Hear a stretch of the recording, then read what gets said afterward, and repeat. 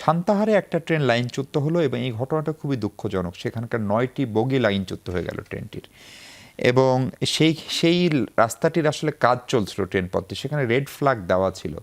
ফলে এটাকে আপনি কি দুর্ভাগ্য বলবেন নাকি এটা আমাদের অবহেলা বলবেন, এবং যার ফলে উত্তরবঙ্গের একটা বড় অংশের সঙ্গে রেল যোগাযোগ প্রায় বিচ্ছিন্ন হয়ে আছে, এবং এটা আজকে রাতের মধ্যে ঠিক হবে বলে মনে হচ্ছে না?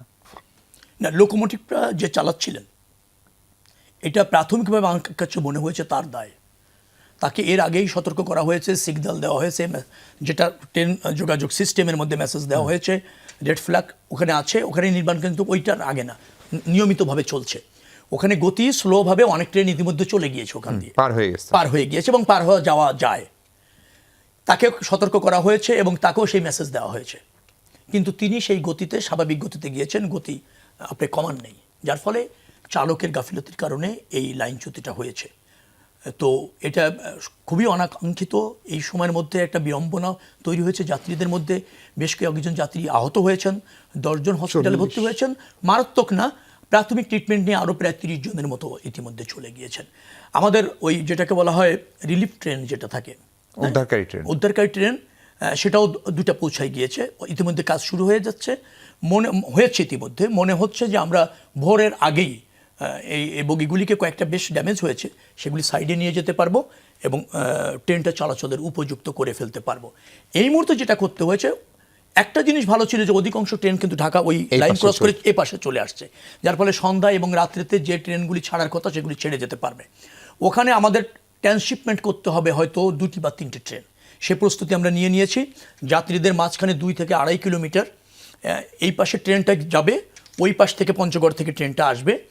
পঞ্চগড় থেকে যে ট্রেনটা যাত্রীরা আসবে তাদের আবার এই পাশের ট্রেনে 2-2.5 কিলোমিটার ওখানকার স্থানীয় যানবাহনের ব্যবস্থা আমরা করেছি, শিফট হয়ে সেই ট্রেনে করে আবার ঢাকার দিকে চলে আসবে।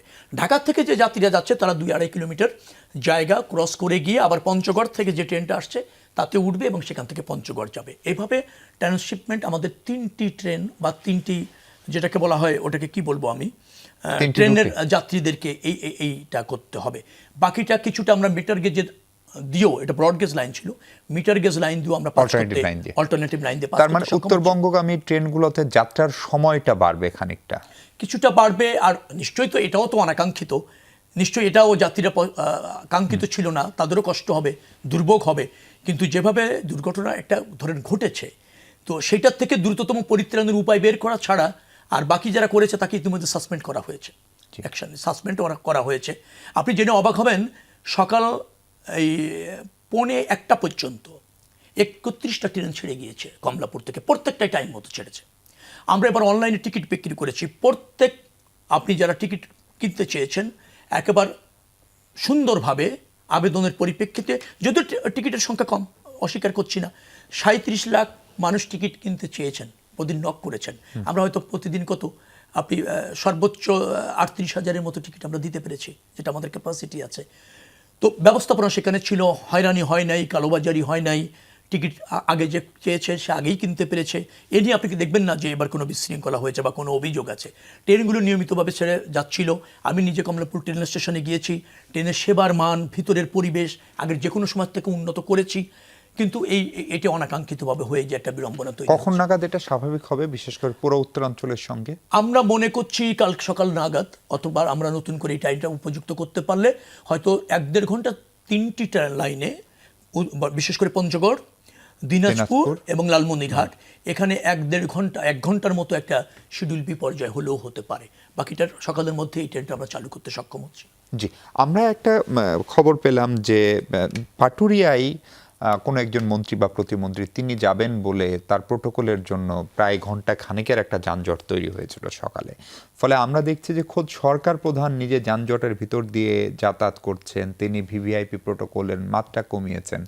তার ক্যাবিনেটের কোনো মেম্বার যদি সত্যি সত্যি এটা করে থাকে, এটা খুবই সাংঘর্ষিক কিনা সরকারি স্পিরিটের সঙ্গে? না, আমার জানা নেই কোন মন্ত্রী বা প্রতিমন্ত্রী গিয়ে এখানে যাওয়ার সময় 1-1.5 ঘন্টা সড়ক বন্ধ থাকবে, এটা হতে পারে বলে আমার কাছে মনে হচ্ছে না। আমি কারণটা ঠিক জানি না, কারণ প্রধানমন্ত্রী এবং মন্ত্রী পরিষদের সদস্যদের যেভাবে এখন আমরা চলাচল করছি, সেটা একটা সাধারণ লাইফের মতো আমাদের চলাচল করছি।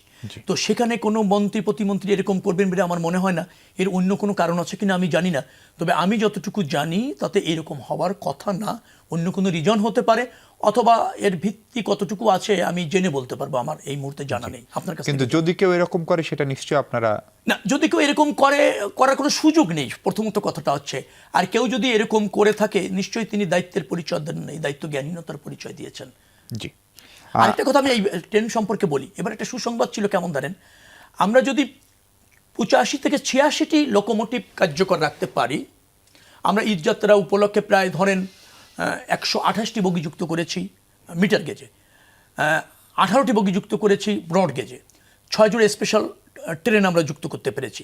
সবচেয়ে বড় অ্যাচিভমেন্ট ছিল সাধারণত ঈদযাত্রায় 75 থেকে 76টার উপর লোকোমোটিভ আমরা ফাংশন করাতে পারি না। এবার আমরা 88টা লোকোমোটিভ কার্যকর মানে চালাতে সক্ষম গত ঈদের তুলনায়ও বেশি পারছিলাম। আমাদের টার্গেটই ছিল 86টা যদি আমরা লোকোমোটিভকে ফাংশন করাতে পারি, তাহলে আমরা মনে হয় ঈদযাত্রাটা নিরাপদ এবং সুফল করতে পারবো। সেখানে আমরা আরো দুটি বেশি পেরেছিলাম, 88টা। তারপরও এই দুর্ঘটনাটা আমাদেরকে বেশ অনেকখানি পিছিয়ে দিয়েছে।